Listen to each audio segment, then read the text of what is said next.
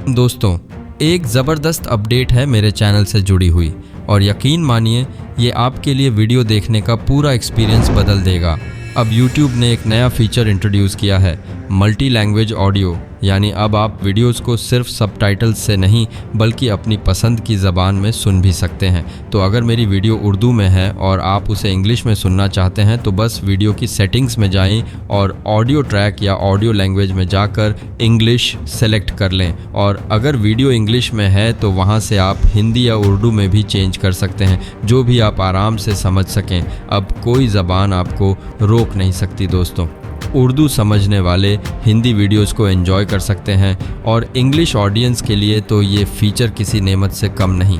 तो बस अगली बार जब आप मेरे चैनल पर कोई वीडियो देखें तो ये याद रखिए, अब ज़बान की कोई कैद नहीं रही। सेटिंग्स में जाएं, ऑडियो लैंग्वेज चेंज करें और अपनी ज़बान में वीडियो का लुत्फ़ उठाएं। मिलते हैं अगली वीडियो में।